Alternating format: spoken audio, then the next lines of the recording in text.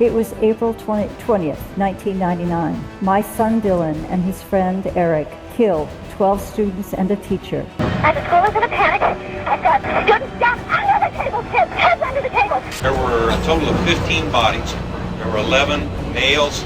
Putting all these pieces together to the puzzle, there's a red flag. Went to both of my parents and said, I'm sorry. I'm sorry the way I acted.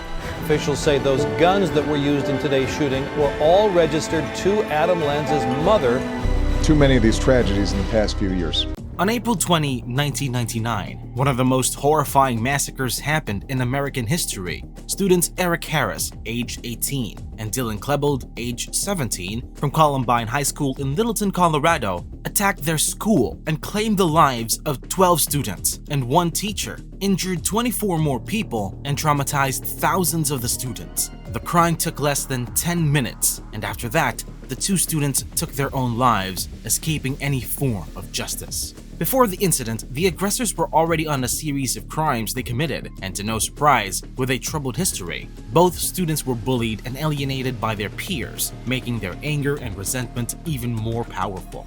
Around 1997, Harris, the older of the two, made a website to post first-person shooting games such as Doom, Doom 2, and Quake. A little later though, he repurposed this website and turned it into his fantasy hub. He would write the most disturbing fantasies about taking the lives of the people around him, especially a schoolmate named Brooks Brown. Authorities were alerted by Brown's parents after receiving the threatening writing, but unfortunately, they couldn't get a hold of the Harris household for a search warrant. Klebold is no saint either. He would go out with Harris the following year to break into a white van and steal computer equipment. They both pleaded guilty, and the judge sent them to a juvenile detention program. They took anger management classes for a few weeks before they were released. The sad thing is, nobody could foresee what they could do. They would also make tapes with detailed plans and reasons for committing the massacre. Before the attack, they ordered a friend to purchase their firearms. Harris and Klebold would make their own explosives to scatter around the school and create massive chaos and fatality. On the day of the shooting, the two perpetrators entered the school wearing long coats to disguise themselves and hide their weaponry. Oh God, stay in line with that.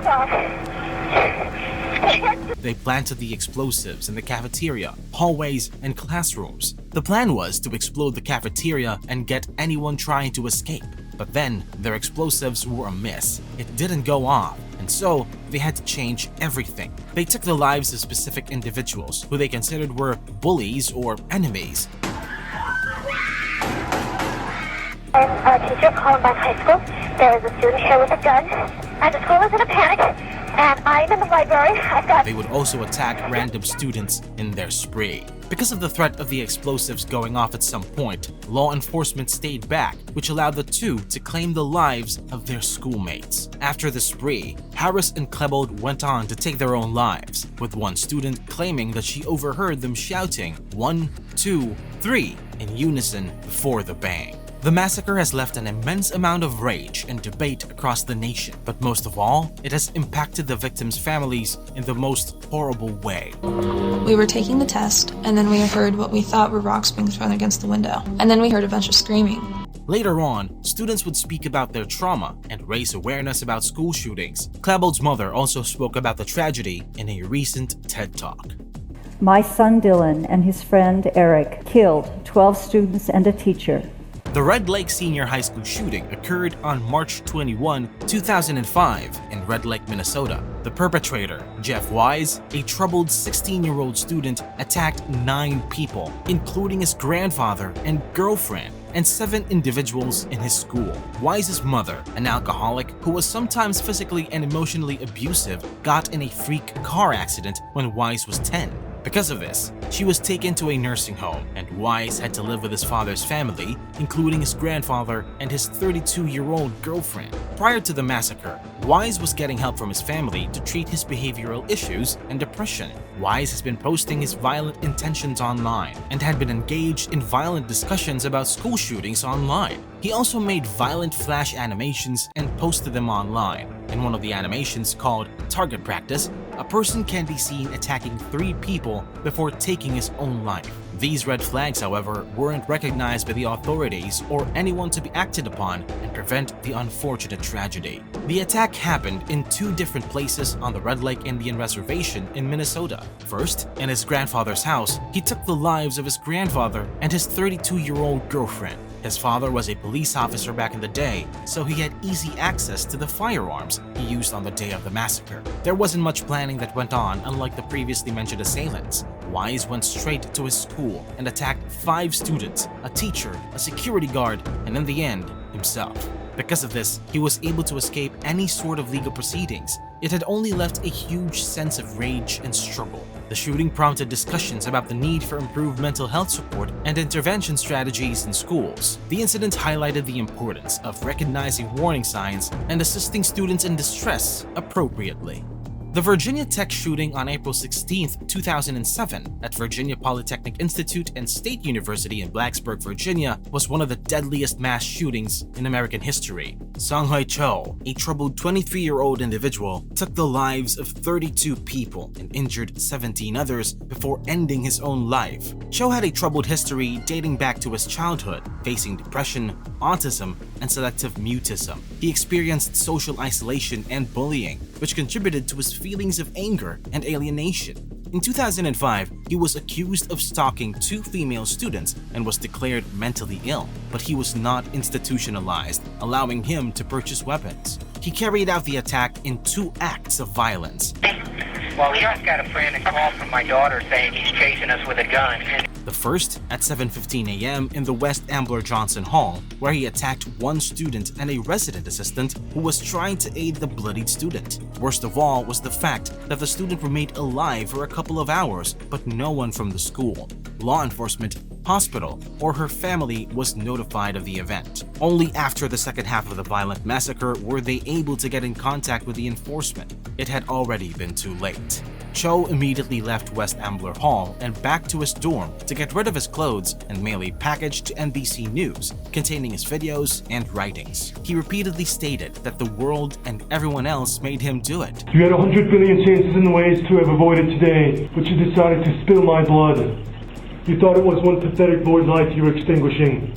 2 hours after the first attack, he went on his way to Norris Hall, carrying heavy-duty chains, locks, a hammer, a knife, and 2 firearms. As he was violently trying to get inside of each room where his targets were, one of the faculty members alerted 911. This was the first call that was received by the enforcement. Cho went on to attack his schoolmates and professors for a span of 10 minutes, taking the lives of 30 individuals. One student, Matthew Laporte, tried to tackle him but got shot 7 times instead. Clay Violent, on the other hand, pretended to be unconscious next to a bloodied body to save his life. After the intense spree that Cho had, he decided to end his own life and avoid any sort of consequence brought upon him.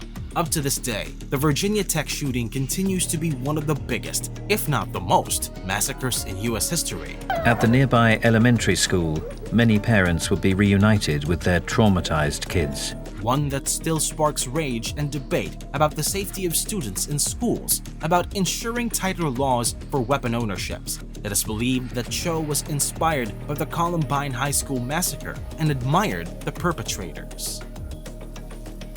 At the nearby elementary school, many parents would be reunited with their traumatized kids. My wounds healed. I still had, 3 bullets in my body. On December 14, 2012, the whole world will be in total shock after the devastating tragedy that took the lives of 20 children, aged 6 and 7, and 6 teachers in Sandy Hook Elementary School in Newton, Connecticut, including his own mother and himself. Officials say Lanza shot his mother Nancy multiple times. A total of 28 lives. It was a shockwave of an incident that sparked debate and a renowned focus on gun control and mental health awareness. The perpetrator, Adam Lanza, was a 20-year-old man who previously attended Sandy Hook. He had a history of mental health issues, according to his mother. His behavior wasn't normal as a child. He had isolated himself from everyone and struggled with emotional and behavioral challenges. And to add, his life at home wasn't a great one either, as he lived with his mother, Nancy Lanza, who owned dozens of firearms.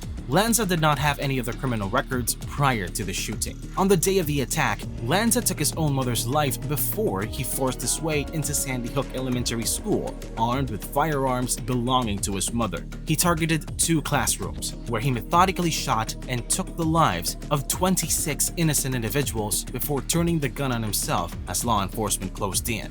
Lanza had used one of the handguns to take his own life. First alert.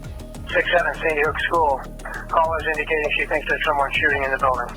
Police radio logs suggest the shooting lasted about 10 minutes. There was very little evidence supporting his intent in doing the crime. He managed to destroy his drives, but enforcement found that he had downloaded videos relating to the Columbine High School massacre. The Sandy Hook Elementary School shooting served as a wake-up call for the country, encouraging increased efforts to combat violence involving firearms and improving mental health resources. It sparked heated debates about the Second Amendment and the need for extensive background checks on gun buyers. And his mother went shooting together at various ranges over the past several years, if Adam Lanza practiced in recent weeks. The tragedy also highlighted the importance of early intervention and support for people suffering from mental illnesses.